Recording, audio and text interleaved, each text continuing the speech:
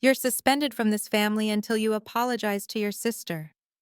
My father's words hung in the air of my parents' dining room like a verdict, final and absolute, and I remember looking at him across the table, at his red face and pointing finger, at my sister Brooklyn's triumphant tears, at my mother's carefully neutral expression that I'd learned years ago meant she wouldn't intervene, wouldn't defend me, wouldn't do anything but preserve the peace by sacrificing me to it. I should have felt something bigger in that moment, something crushing or devastating, but instead what I felt was a strange, unexpected lightness, like a door I'd been pushing against for years had suddenly swung open. "All right," I said, and the simplicity of it, the calm in my voice, seemed to shock them more than if I'd screamed or cried or begged. Brooklyn's tears actually paused midstream, her eyes widening, because this wasn't how the script was supposed to go. I was supposed to apologize. I was supposed to grovel.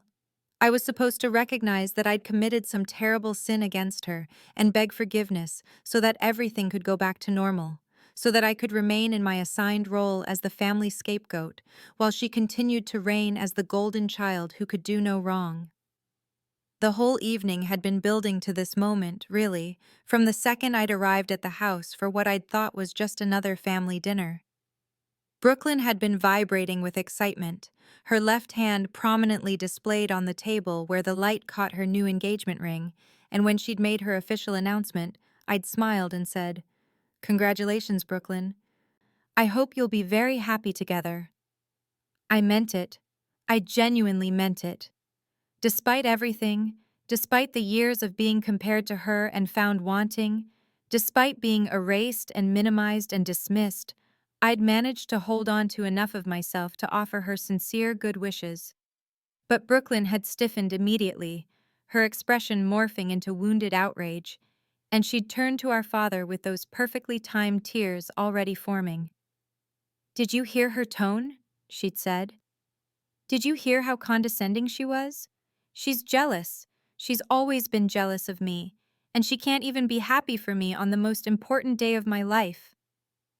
I tried to explain that there was no tone, that I was being sincere, but my father had already made up his mind the way he always did when it came to Brooklyn, his precious firstborn, who could do no wrong even when she was manufacturing drama out of thin air. My mother had reached for her wine glass, her signal that she was removing herself from the conflict, and Brooklyn's fiancé Derek had shifted uncomfortably in his chair, looking like he wanted to be anywhere else. That's when my father had delivered his ultimatum, and I'd said, "All right," picked up my purse, and walked out of that house feeling lighter with every step. The pattern had been established so long ago that I couldn't remember a time when it didn't exist. This fundamental inequality in how my parents saw Brooklyn and me, in how they valued us, in how they interpreted our successes and failures through completely different lenses. Brooklyn was 3 years older, and from my earliest memories, she'd occupied this golden space in our parents' eyes, where everything she did was celebrated, and everything I did was somehow insufficient by comparison, no matter how objectively successful I might have been. When I graduated from MIT with honors in computer science, a degree I'd worked myself nearly to exhaustion to achieve, my parents didn't attend the ceremony because Brooklyn's boyfriend at the time was having his birthday party that same weekend, a casual backyard barbecue that could have happened any weekend but happened to be scheduled for that particular Saturday. My mother had called me the night before graduation, her voice apologetic but firm, explaining that they couldn't miss Ryan's party because Brooklyn would be so hurt if they didn't show up to support her relationship. And I remembered sitting in my dorm room holding the phone and feeling something crack inside me, something that had been bending for years finally splintering. I walked across that stage to receive my diploma with my roommate's parents cheering for me, kind people who'd taken me in for the weekend and treated me like I mattered, and I'd smiled and thanked them and felt hollow inside. 6 months later, Brooklyn dropped out of community college after 2 years of changing majors and skipping classes, and my parents threw her a party, an actual celebration with a cake that said, "You tried," in frosting. And my father had given a toast about how proud he was that Brooklyn knew herself well enough to recognize that traditional education wasn't her path. I'd been working at my first software engineering job by then, contributing to projects that served millions of users, and when I'd mentioned a successful product launch at that same party, my father had patted my shoulder and said, "That's nice, honey," before turning back to Brooklyn to discuss her new interest in retail management. Every achievement I brought home was met with polite disinterest at best, while Brooklyn's most mundane accomplishments were treated like miracles.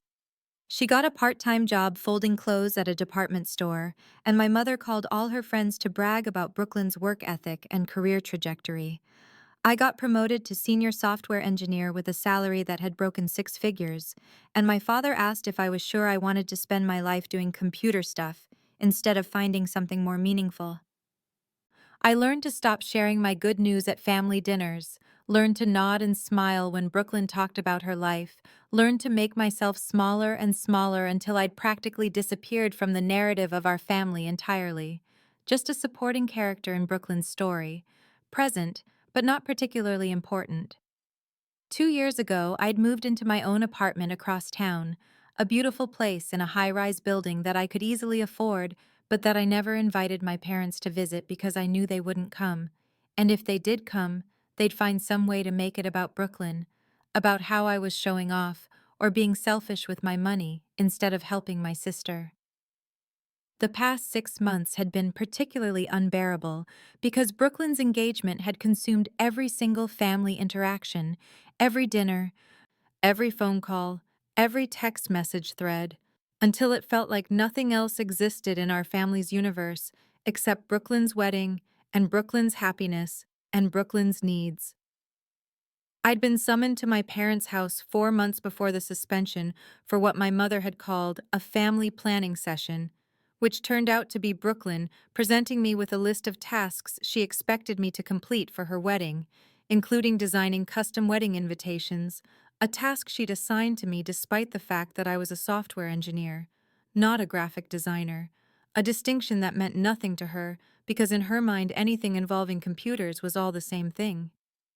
When I'd tried to explain that coding and graphic design were completely different skill sets, Brooklyn had looked at me like I was being deliberately difficult, and my mother had said, "Oh, Maya, you're so good with computers. I'm sure you can figure it out." As if my actual expertise and my actual career were just hobbies I could adapt to whatever they needed from me. But the real explosion had come 2 weeks after that, when my father had called me into his study during another family dinner and told me that they expected me to contribute $5,000 to Brooklyn's wedding fund, money that would go toward her venue and catering. And when I'd asked how much Brooklyn herself was contributing to her own wedding, my father had looked at me like the question was offensive. "Your sister is saving for her future," he'd said, as if I wasn't also trying to build a future, as if my financial goals and my career advancement and my own life plans were somehow less legitimate than Brooklyn's desire for a wedding she couldn't afford. I'd tried to explain that I had my own expenses, that I was investing in my career development, that $5,000 was a significant amount of money to me, despite what they might think. And my father's face had darkened in that way it always did, when I failed to fall in line with what they wanted from me. "You're being selfish," he'd said, and Brooklyn, who'd been listening from the doorway, had burst into tears and run to our mother, crying that I was jealous of her happiness, that I'd always tried to ruin everything for her, that I couldn't stand to see her have something good. My mother had started texting me daily after that, messages that started with, "I know you love your sister," and ended with, "Family helps family," and "I didn't raise you to be so cold," each one a small knife of guilt that she wielded with practiced precision. The dinner where my father suspended me was supposed to be my apology dinner, I realized later. An event staged so I could publicly humble myself and promise to be a good sister and contribute my money and my labor to Brooklyn's wedding. But I'd arrived that night with a different intention entirely, with the boundary I'd been practicing in my head for weeks, ready to finally say no and mean it, though I'd never imagined it would end with me being expelled from my own family for the crime of offering sincere congratulations in what Brooklyn had decided was the wrong tone. Let me return to that dinner in detail, to the moment when everything ended and began at the same time, because the actual confrontation was both more mundane and more devastating than the simple fact of my suspension might suggest. We were sitting in my parents' dining room, the same room where we'd shared thousands of meals, where I'd learned to make myself invisible, and where Brooklyn had learned she could say anything and be believed. And Brooklyn had just finished telling the story of Derek's proposal for what felt like the 100th time, every detail rehearsed and polished until it sounded like a scene from a movie rather than something that had happened to real people. When she'd finally finished, there'd been a small silence, and I'd known that everyone was waiting for me to say something, that this was my cue in the script they'd written without telling me my lines. So I'd smiled and said, "Congratulations, Brooklyn. I hope you'll both be very happy together." And I'd meant it, sincerely, because despite everything, I'd never actually wished unhappiness on my sister.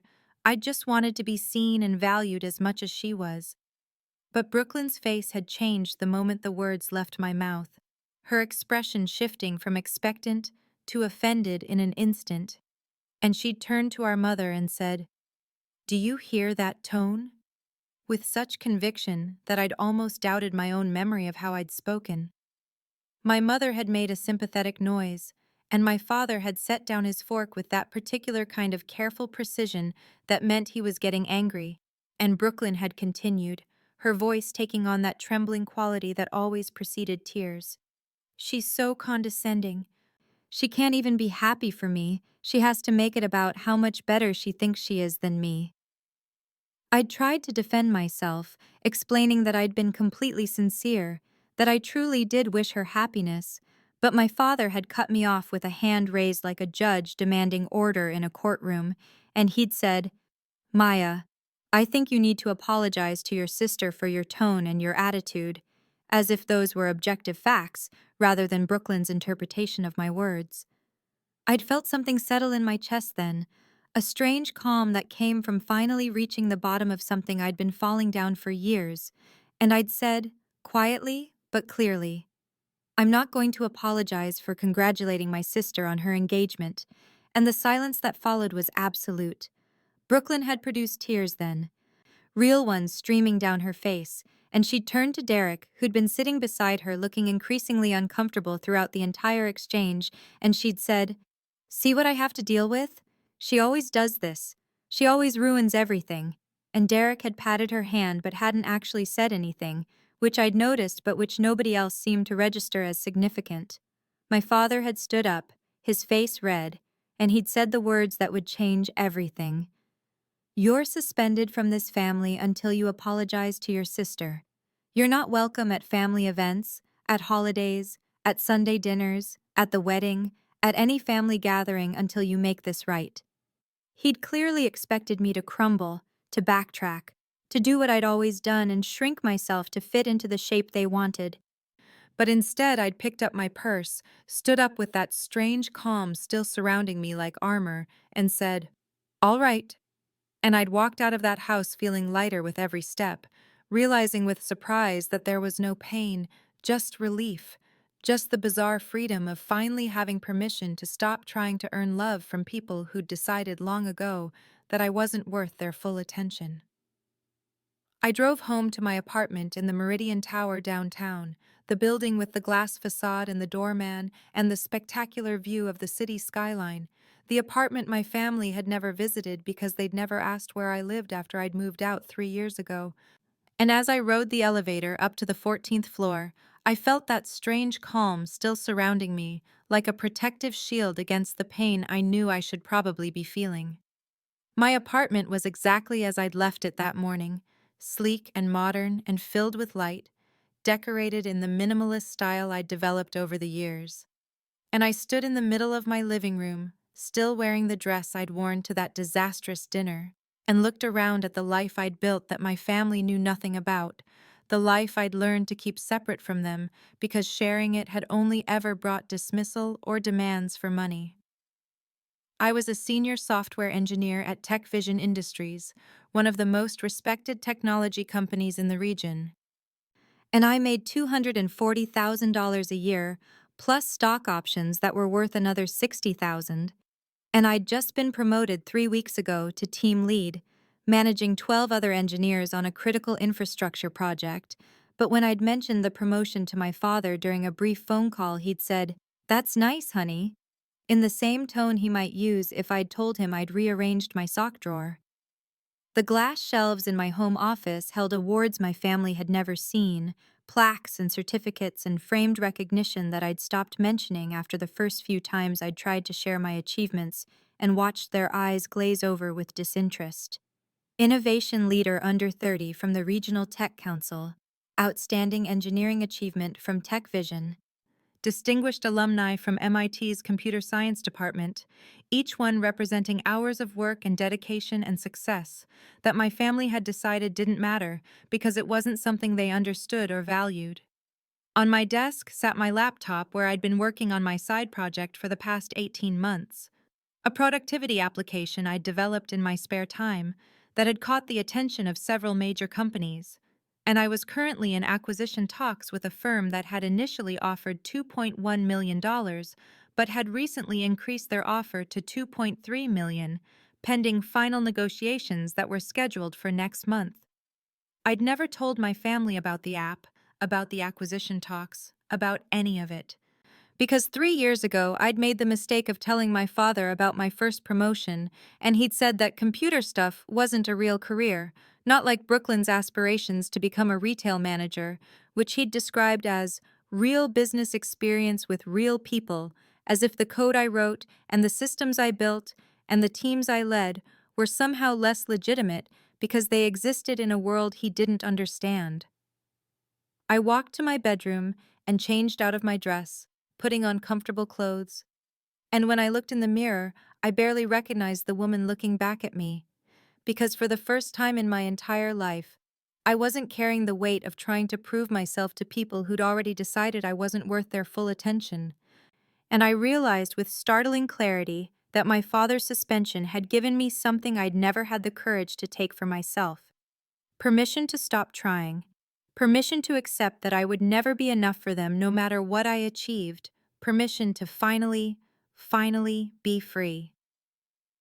I woke up the next morning at 6:30 to my alarm, the same time I woke up every weekday, and I went through my normal routine of coffee and email checking and getting dressed for work, pulling on the charcoal gray suit I'd bought last month and the silk blouse that made me feel professional and competent. And I was in my kitchen reviewing notes for my 9 o'clock meeting when someone knocked on my door at 7 o'clock, insistent and rapid, like whoever was on the other side couldn't wait another moment. When I looked through the peephole, I saw Brooklyn standing in the hallway wearing yoga pants and an oversized sweatshirt, her hair pulled back in a messy ponytail, and for a moment I considered not answering. But curiosity won out, and I opened the door to find my sister staring past me into my apartment with an expression I couldn't quite read. "Maya," she said, "we need to talk." And she was already moving forward as if she expected me to step aside and let her in. Which I did because old habits die hard, and I'd spent 24 years accommodating Brooklyn's needs before my own. She walked into my living room and stopped in the middle of the space, turning slowly to take in the floor-to-ceiling windows, the modern furniture, the view of the city skyline that had been one of the main reasons I'd chosen this apartment. And I watched her process the disconnect between this place and whatever image she'd had in her mind of how I lived. "How can you afford this?" she asked, her voice sharp with something that might have been accusation or might have been confusion, and I said calmly, "My job, the one Dad calls computer stuff," and I saw her flinch slightly at the reminder. Brooklyn moved to the bookshelf where I kept some of my awards, picking up the crystal plaque that read, "Top Innovation Leader Under 30, Regional Tech Council," and she said, "What is this?" And I told her, recognition for my work, watching as she set it down and noticed the framed article from the Business Journal about emerging tech entrepreneurs that featured a photo of me and 3 other developers. "I came here because I thought you'd have come to your senses by now," Brooklyn said, turning to face me. I thought you'd be ready to apologize and we could put this whole thing behind us. And I felt something twist in my chest at the realization that she genuinely believed I was the one who needed to apologize, that even now she couldn't see how absurd that expectation was. I checked my watch and said, "Brooklyn, I have an important meeting at 9 and I need to leave in 20 minutes. So if there's something specific you need to say, please say it." And my sister's face did something complicated, cycling through surprise and hurt and anger before landing on a kind of calculating assessment that I'd never seen directed at me before. "I need to go," I said when she didn't respond. "So I'm going to have to ask you to leave." And Brooklyn said, "We're not done talking." But I was already walking to the door and opening it, waiting with the kind of patient firmness I used when managing difficult stakeholders at work. And after a long moment, my sister walked past me into the hallway, turning back as if she wanted to say something else, but I closed the door gently before she could find the words. I learned later that Brooklyn sat in her car outside my building for 20 minutes after I'd closed the door, staring at the glass facade and the pristine lobby visible through the windows, and trying to reconcile the sister she thought she knew with the woman who lived in a place like this.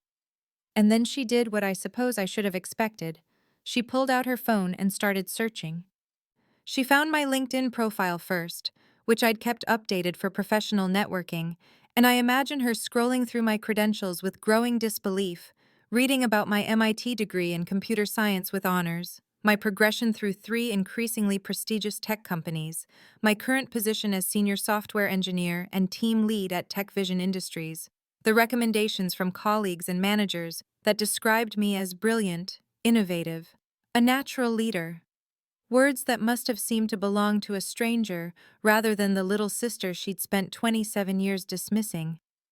She found the article in Tech Innovator magazine from 6 months ago, a feature on rising stars in regional technology that included a full-page spread about me and my work on cloud infrastructure optimization, complete with a professional photo of me in a blazer standing in TechVision's modern office space, looking confident and competent and nothing like the family scapegoat she'd always known.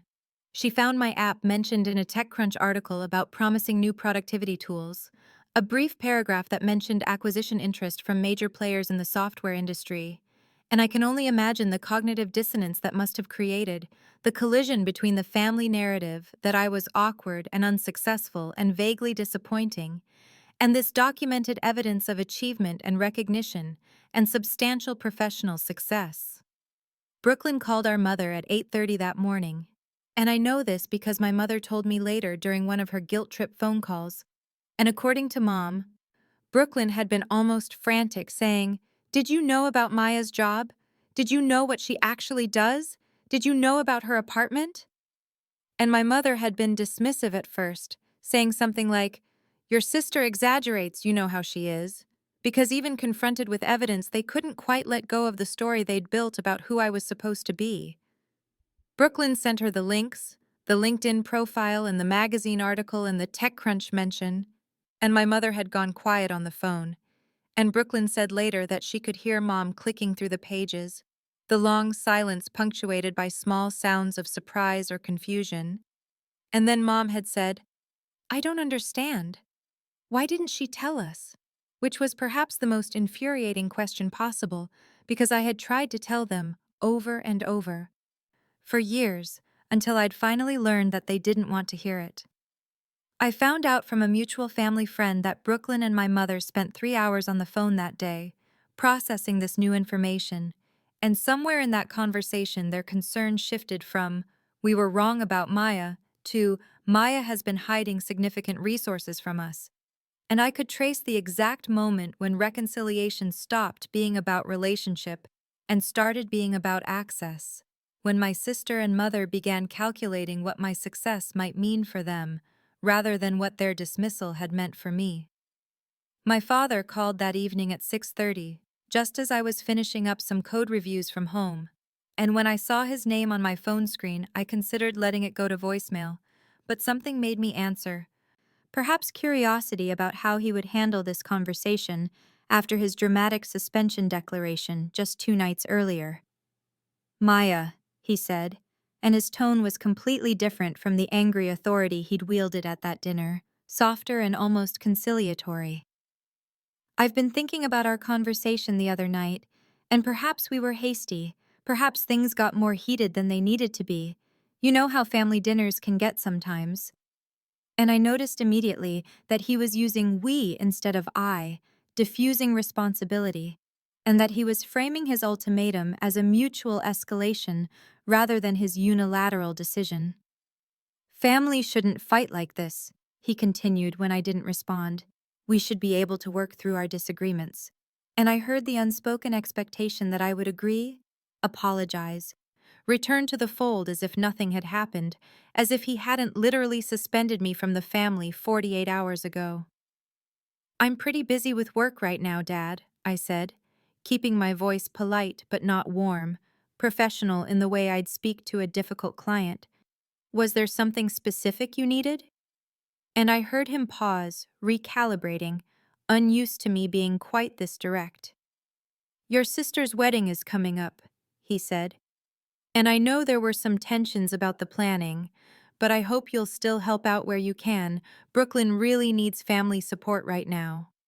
And I felt something cold settle in my chest at the realization that this call wasn't about reconciliation at all. It was about reinstating my usefulness, about getting me back into position to provide free labor and financial support for Brooklyn's wedding. I offered my congratulations, I said calmly. I won't be contributing financially or with labor. I have significant work commitments and projects that require my attention. And I heard my father's intake of breath, the beginning of his anger resurfacing.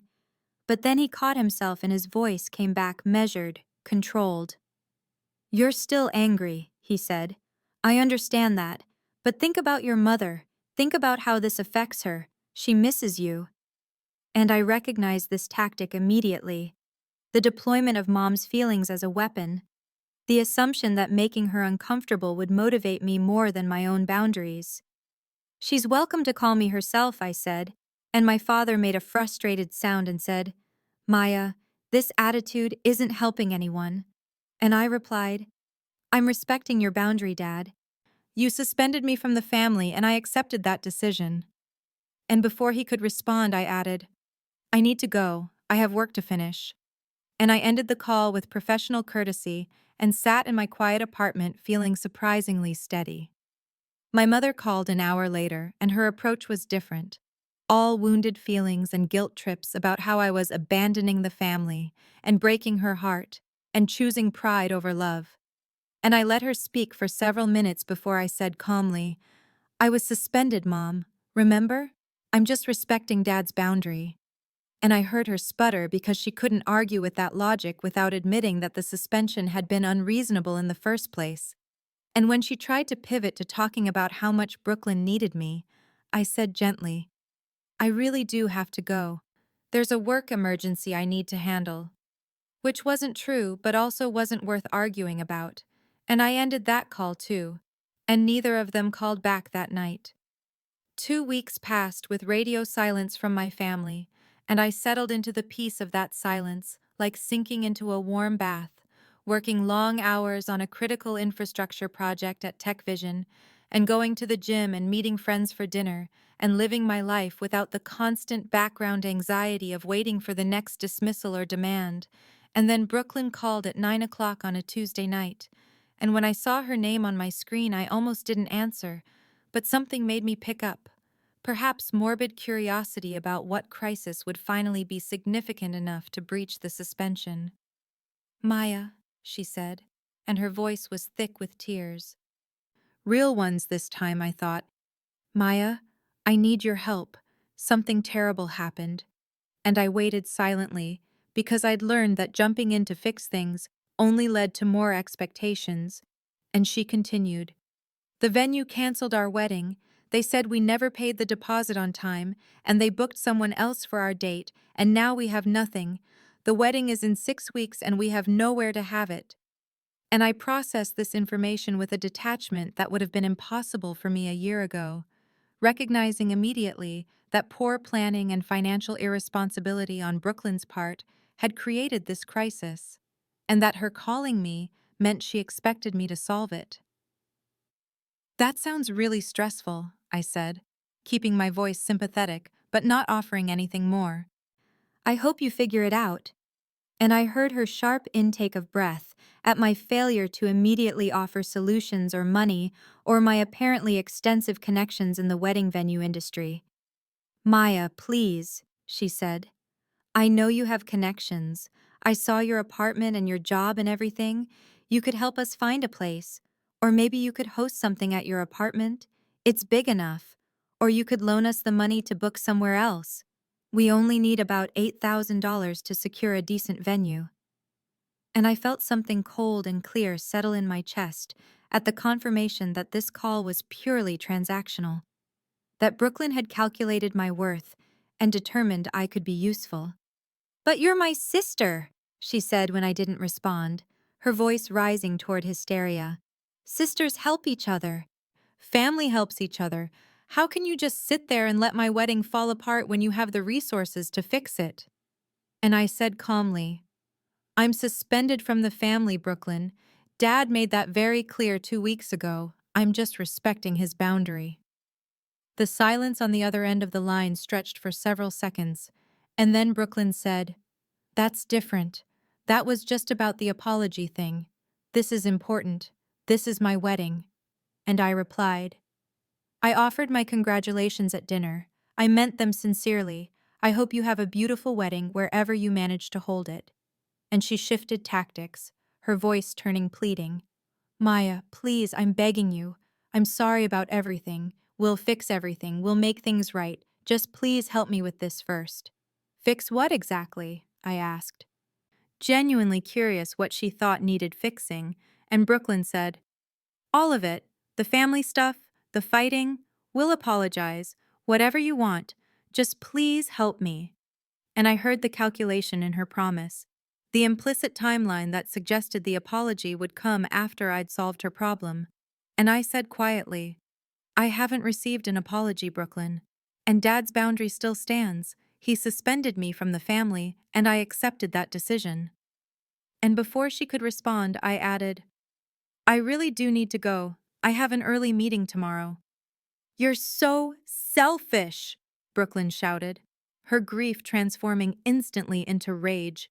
You've always been selfish, always thinking you're better than everyone, and now that you have money, you won't even help your own sister. What kind of person does that make you? And I felt nothing.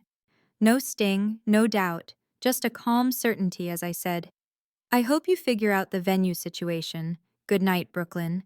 And I ended the call and put my phone on Do Not Disturb and went back to reviewing the technical specifications for Thursday's presentation. I learned later from my mother's subsequent angry voicemail that Brooklyn had gone to our parents in tears, telling them I'd refused to help with her wedding crisis, and that my father had been forced to confront the logical impossibility of his position. Unable to demand I provide family support while simultaneously maintaining that I was suspended from that same family, and that this contradiction had apparently led to a significant argument between my parents about whether to officially lift the suspension or double down on it. An argument my mother reported as if I should feel guilty for causing it, as if their struggle to manipulate me back into usefulness was somehow my responsibility to resolve.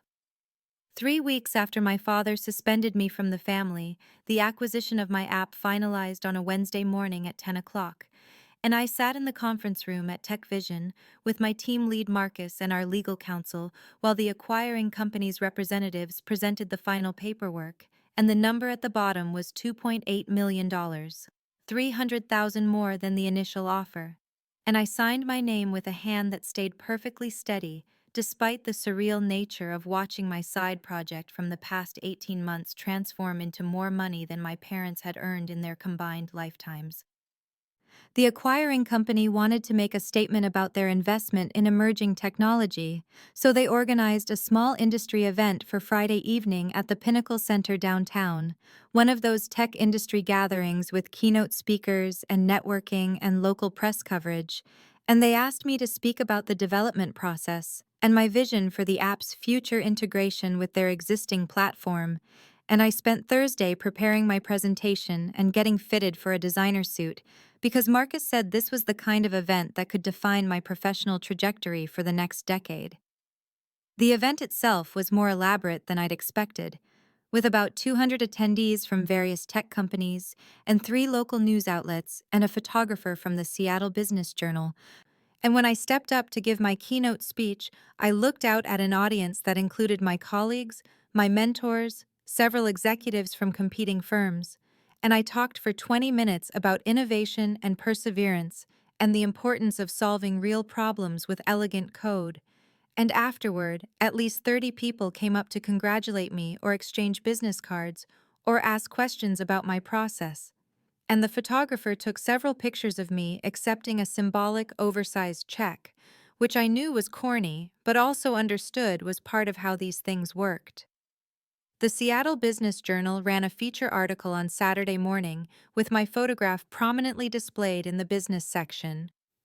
The headline reading, "Local Engineers App Acquisition Marks Major Win for Seattle Tech Scene."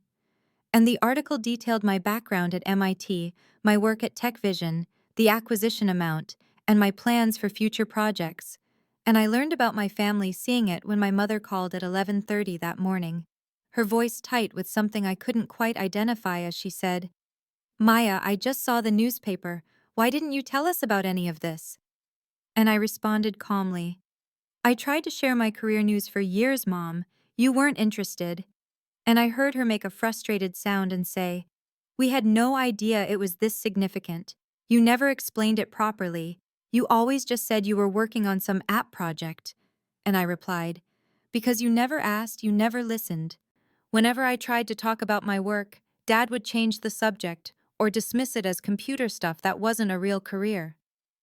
And my mother went silent for several seconds before saying, "Well, we're listening now." And I said gently, "I appreciate that. I really do need to go though. I have plans this afternoon." Which was true because I was meeting my colleague Sarah for brunch to celebrate.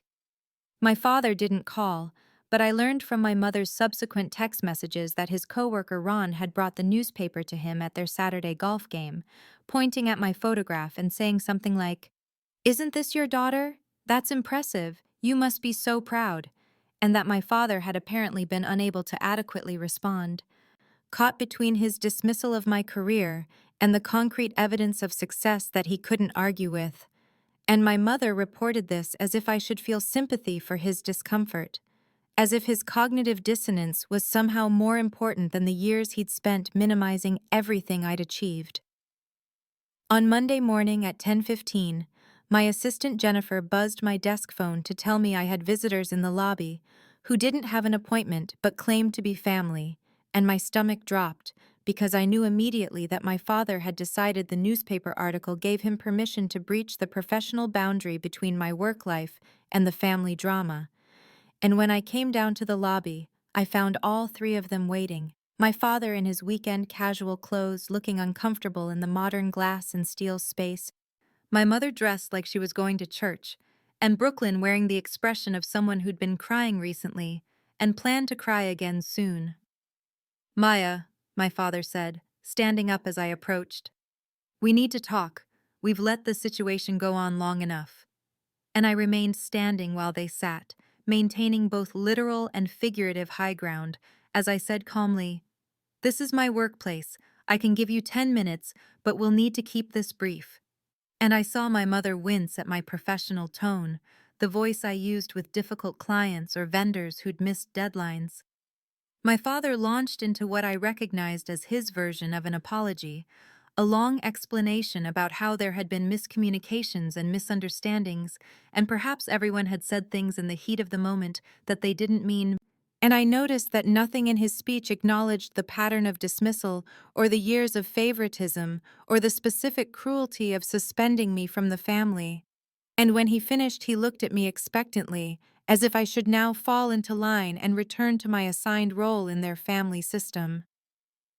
Brooklyn spoke next, tears already streaming down her face, saying, "Maya, I need my sister. I need you. This whole wedding has been a nightmare, and I just want us to be okay again." And my mother added, "People are asking questions. They saw the article and they want to know why you weren't at Sunday dinner. What are we supposed to tell them? And I felt something click into place at that question. The realization that this visit wasn't motivated by remorse or love, but by image management and resource access. That my family had calculated my worth and determined I was now valuable enough to pursue. I appreciate you coming here, I said carefully, but I'm not interested in pretending the past didn't happen. If you want to rebuild any kind of relationship, we need to start with genuine acknowledgement of the pattern, probably family therapy, and demonstrated changed behavior over time, not just words. And my father's face hardened as he said, "We don't need therapy, Maya. We just need to communicate better. We're not some broken family that needs professional help." And I replied, "Then we have nothing to discuss." And I turned toward the elevator. Brooklyn grabbed my arm, her fingers digging in hard enough to leave marks, and she said with sudden venom, "After everything we've done for you, after we raised you and supported you and gave you every opportunity, this is how you repay us?" And I stopped and turned back and looked at her directly and said, "Like what? Specifically, what did you do for me?" And I watched her face go blank as she tried to come up with examples and couldn't, and my father said, "We're your family, that should be enough." And I gently removed Brooklyn's hand from my arm and said quietly, "You suspended me from this family, Dad. I'm just respecting your decision." And I walked back to the elevator without looking back, hearing my mother's voice rising behind me saying something about ungrateful children. And when the elevator doors closed, I let out a breath I didn't know I'd been holding and returned to my office where Jennifer looked at me with concerned eyes and I said, "Please add those 3 individuals to the building's do not admit list." And she nodded and said, "Already done." Brooklyn's wedding took place on a Saturday in late October at the Riverside Community Center, a budget venue she'd booked after her original location fell through. And I only knew this because my mother had sent me a text message 2 weeks prior, informing me that I was obviously not invited, given my refusal to reconcile, and I had read the message and archived it without responding. And I genuinely had no intention of going anywhere near that wedding, or thinking about it beyond a brief moment of hoping that Brooklyn would actually be happy despite everything.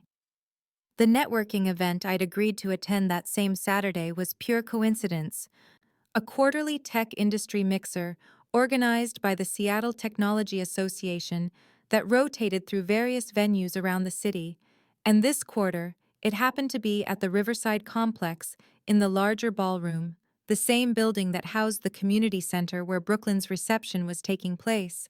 And I'd RSVP'd 3 weeks earlier before I even knew about the wedding date.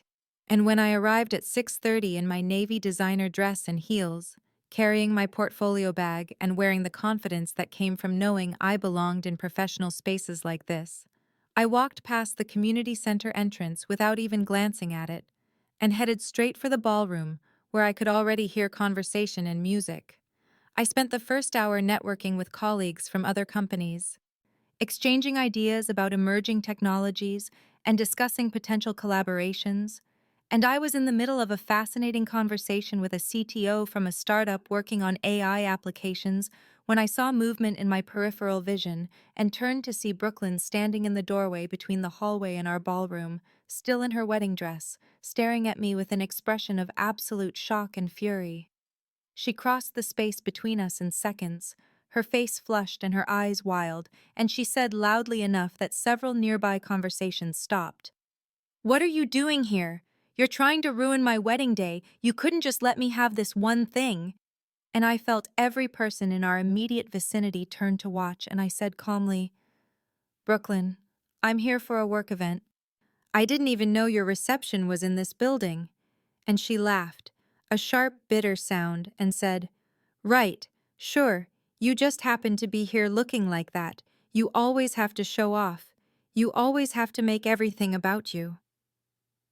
The CTO I'd been talking to stepped back awkwardly, and I saw several of my colleagues moving closer, sensing conflict, and I kept my voice level as I said, "I'm not doing this here. This is a professional event. You should go back to your reception." And Brooklyn's voice rose even higher as she said, "You think you're so much better than me, don't you? With your fancy job and your expensive clothes and your perfect life, you've always looked down on me. And I felt something break loose inside me, some final tether to the family narrative that had defined me for so long, and I said clearly, I have never said that, Brooklyn. I have never once said I was better than you. You're the one who made this a competition. You're the one who needed me to fail so you could feel successful. More people were watching now, guests from both events gathering in the hallway, and my father appeared behind Brooklyn, still in his suit from the ceremony, and he said, Maya, what is going on here? What are you doing to your sister on her wedding day? And I saw several of my colleagues' expressions change as they registered that this was my family, that these were the people who were supposed to love and support me. And I felt a wave of humiliation followed immediately by anger, and I said, I'm attending a work event, Dad. The same thing I told Brooklyn. I have nothing to do with her wedding. And he looked at me like I was lying. Like I was the problem, exactly the way he'd always looked at me. Ellen Chen, my boss and the VP of engineering at my company, had been standing near the bar talking with some board members, and she'd clearly witnessed enough of the confrontation to understand what was happening. And I saw her excuse herself and walk directly toward where my father and Brooklyn were still trying to make me the villain in their narrative. And when she reached us, she said in the calm, authoritative voice she used in difficult board meetings, Excuse me, I'm Ellen Chen. I'm Maya's supervisor. And I don't know your family dynamics, but I feel I should tell you that Maya is one of the most respected engineers in this entire industry. And my father opened his mouth to respond, but Ellen continued. She led the team that developed an application suite that just sold for $2.8 million. She manages 12 engineers who would walk through fire for her because she's brilliant and kind and ethical, and she's been invited to speak at 3 international conferences next year about her innovations in scalable architecture. And I saw Brooklyn's face go pale as Ellen spoke, and several of my colleagues had moved closer, forming a loose semicircle of support around me. Marcus from the security architecture team stepped forward and said, Maya literally saved our entire product launch last month when she caught a critical vulnerability that everyone else missed. She worked 70 hours that week and never once complained. And Jennifer from my own team added, she also mentors 4 junior engineers on her own time and volunteers with Girls Who Code every Saturday morning. And I felt something warm and solid settle in my chest as I realized these people saw me, actually saw me, in a way my family never had. Ellen turned to me and said gently, Maya, you don't have to engage with this. You don't owe anyone an explanation for existing in a professional space where you belong. Come back to our event, and let's continue the conversation we were having about the Q2 initiatives. And she held out her hand to me like she was offering me a lifeline, which in a way she was, and I looked at my father and saw him truly speechless, for perhaps the first time in my life, his face red with humiliation as he realized that all these successful professionals had just witnessed him berating his accomplished daughter at her own career event. Brooklyn started to say something else, another accusation or insult, but I held up my hand and said clearly, looking directly at my father, You suspended me from this family, Dad. That was your choice and your words. I've simply accepted your decision and built a life with people who actually value me. I'm not doing this anymore. And I turned and walked back toward the ballroom with Ellen beside me and my colleagues following. And I heard Brooklyn's voice rising behind me in a fresh wave of tears and anger. But I didn't turn around, didn't give her the attention she was demanding. And when we reached the ballroom, Ellen squeezed my shoulder and said quietly, I'm sorry you had to deal with that. Family stuff is hard. And I realized that I wasn't sorry at all, that I felt lighter than I had in years. I could still hear commotion from the hallway, Brooklyn's voice carrying even through the closed doors, and one of the event coordinators came over to ask if there was a problem, and Ellen handled it smoothly, explaining that there had been a personal matter, but it was resolved now, And I watched through the doorway as Brooklyn's new husband, Derek, finally appeared, looking confused and increasingly concerned as Brooklyn gestured wildly, and my father tried to explain, and I saw the moment when Derek looked from them toward the ballroom where I stood surrounded by colleagues and professional respect, and I saw something shift in his expression, some question forming about the woman he'd just married and the family dynamics he'd been told versus the reality he was witnessing. And I thought distantly that Brooklyn's meltdown at her own wedding reception might finally have consequences. But that wasn't my problem anymore. 6 months passed in what felt like both an instant and a lifetime. And in that time, I accepted the position of Director of Engineering at a different company, a rapidly growing fintech startup that offered me equity and creative control over building their entire technical infrastructure. And the salary was $310,000 plus stock options that could potentially be worth millions if the company went public as projected. And I moved into my first house, a beautiful craftsman in the Fremont neighborhood, with a garden and a home office and space for the life I was building on my own terms. I blocked my mother's number after the 15th voicemail that alternated between guilt trips and demands that I fix this family, and I sent Brooklyn's calls directly to voicemail without listening to them. And when my father tried to show up at my new workplace, I had security turn him away with a message that if he wanted to communicate, he could do so in writing, and I meant it as a boundary, not an invitation. But what arrived 3 weeks later was a letter that I almost threw away unopened until I saw that it was handwritten, not typed, and something about that made me sit down at my kitchen table on a Sunday morning and actually read it. The letter was 4 pages long, my father's familiar angular handwriting covering both sides of each sheet, and it started with the words, "I've spent 6 months trying to figure out how to excuse my behavior, and I've finally accepted that I can't." And I felt my breath catch as I read him cataloging every instance of favoritism I'd stored in my own memory, and dozens more I'd forgotten. Him acknowledging that he'd failed me from childhood onward, that he'd made Brooklyn's emotional needs more important than my actual achievements, that he'd dismissed my career because he didn't understand it, and it made him feel inadequate that his daughter was more successful than he'd ever been, and he wrote, "I told myself I was protecting Brooklyn because she needed more help, but the truth is, I was protecting myself from having to admit that you didn't need me. And I punished you for being strong enough to succeed without my approval." He didn't ask for forgiveness, and he didn't request a meeting. He simply said that he was going to therapy to understand why he'd created such a destructive dynamic, that he'd told Brooklyn she needed to take responsibility for her own life and stop blaming me for her insecurities, that he'd separated from my mother because she refused to acknowledge her role in enabling the favoritism. And he ended with, "You deserved better. You deserved parents who celebrated your successes instead of minimizing them. And I can't change the past, but I wanted you to know that I finally see it clearly, and I'm sorry." I read the letter 3 times, sitting in the morning light of my kitchen, and I felt something complicated and painful and oddly hopeful unfold in my chest. Not forgiveness exactly, not trust, but a recognition that these were the words I'd needed to hear for 20 years. And while they didn't erase the damage, they at least acknowledged it. And after a week of thinking about it, I sent him a brief email suggesting we meet for coffee, just the two of us, no expectations beyond a conversation. We met at a cafe near my office on a Wednesday afternoon, and my father looked older than I remembered, gray at his temples and lines around his eyes that seemed deeper, and when he saw me, he didn't try to hug me or make assumptions about physical affection. He just said, "Thank you for agreeing to meet." And we sat across from each other like two adults trying to navigate unfamiliar territory. And for 90 minutes we talked in a way we never had before.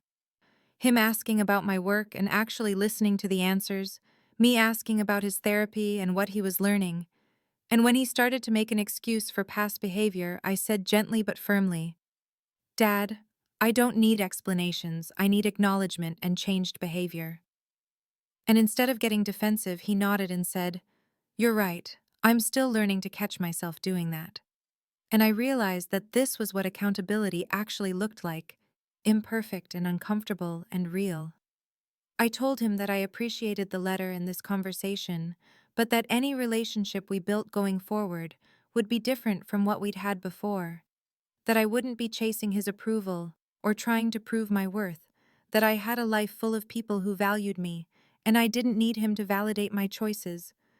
And I watched him absorb that, saw something like grief pass across his face as he understood what he'd lost, and he said quietly, "I understand, and I don't expect you to trust me. I just hope that maybe over time, I can show you that I'm genuinely trying to change." And I said maybe, because that was the most honest answer I had. And when we parted, he shook my hand instead of assuming a hug, respecting the boundary I hadn't even had to state explicitly. And I drove back to my office feeling like something had shifted, not healed, but perhaps begun the long process towards something that might eventually resemble peace. 1 year after that conversation in the cafe, I hosted Thanksgiving dinner at my house for the first time, and as I moved through my kitchen on that Thursday morning basting the turkey and chopping vegetables for 3 different side dishes I'd somehow convinced myself I could handle, I felt a contentment that I'd never experienced during any of the mandatory family holidays of my childhood. The guest list was entirely of my own choosing: Ellen and her husband Tom, Marcus and his boyfriend Kevin, Jennifer and her wife Sarah and their 2 kids, my mentor from MIT, Professor Williams, who happened to be in Seattle visiting her daughter, and 2 other friends from my book club, and yes, my father, who arrived exactly on time carrying a pumpkin pie he'd baked himself and a bottle of wine, and he greeted me with a careful hug that asked permission first and said quietly, "Thank you for including me," in a way that acknowledged this was a privilege, not a right. My mother had been invited too, sent a formal written invitation 8 weeks in advance, but she'd declined in an email that somehow managed to be both passive-aggressive and self-pitying, saying she wasn't ready to watch me play happy family with strangers and that it hurt too much to see how easily I'd replaced her. And I'd read it twice and then archived it without responding, because I'd learned that some people would rather nurse their grievances than do the work of change, and I'd made my peace with the fact that my mother might never be capable of acknowledging her role in the family dynamics that had damaged me. Brooklyn wasn't invited, and we'd settled into a distant cordiality that consisted of polite nods if we happened to run into each other and civil but minimal text exchanges on birthdays. And I'd heard through my father that her marriage was struggling, that Derek had started questioning a lot of things after witnessing her meltdown at the wedding reception. And while I felt a distant compassion for her, I also recognized that she needed to build her own life without using me as a scapegoat or an ATM, and the boundary I'd established was as much for her growth as for my protection. As my guests arrived and my house filled with laughter and conversation and the warmth of people who genuinely cared about each other, I watched my father interacting carefully with my chosen family, listening to Ellen tell a story about our latest product launch, asking Professor Williams thoughtful questions about her research, and I could see him trying to understand this version of me that he'd never made space to know when I was growing up. And during dinner, when we went around the table sharing what we were grateful for, he said simply, "I'm grateful that my daughter gave me a chance I didn't deserve, and I'm grateful to be here among people who clearly love her the way I should have all along." And his voice cracked slightly on the last words. And I saw Ellen glance at me with raised eyebrows, and I gave her a small nod that said it's complicated, but it's okay. Later, after the dishes were done and most guests had left and my father was getting ready to go, he paused at the door and said, "You've built something really beautiful here, Maya. Not just the house, but the life, the people, all of it." And I said, I learned that I had to define family for myself, instead of letting it be defined by biology and obligation. And he nodded and said, "That's wisdom I wish I'd had 30 years ago." And after he left, I stood in my living room surrounded by the comfortable disorder of a successful gathering, half-empty wine glasses and dessert plates, and the Afghan Professor Williams had been using draped over the couch. And I thought about that night 18 months ago when my father had suspended me from the family and I'd said, "All right," and walked away. And I realized that word, that acceptance of his rejection had been the beginning of everything good that followed, that all right was the beginning of my real life.